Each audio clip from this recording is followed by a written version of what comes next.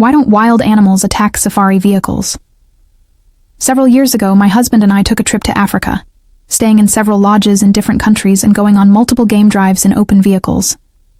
I had also wondered why none of the big game saw us as prey or threats, until one particular trip illustrated it for me in a way I'll never forget. Whenever we started out on any of these drives, our guides would always go over the rules with us. Stay seated, speak quietly, don't move around too much. Over the course of our trip, most people followed the rules, and we didn't have any issues, sometimes getting as close as 15 feet or so to really big lions and leopards. The animals seemed to pay about as much attention to us as we would pay to a rock or tree.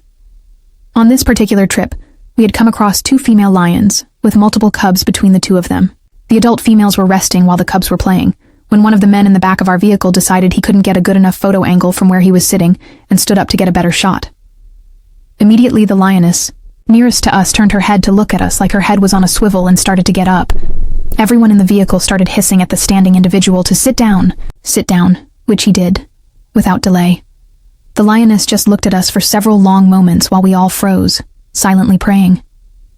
After a minute or so, she settled back down, and we could breathe again. The guide explained to us later that as long as people stayed quiet and seated, animals saw the vehicle as a single inanimate object, but that when someone stood up, it broke the silhouette, and the animal would become aware of the people in the vehicle. That was a lesson none of us would ever forget.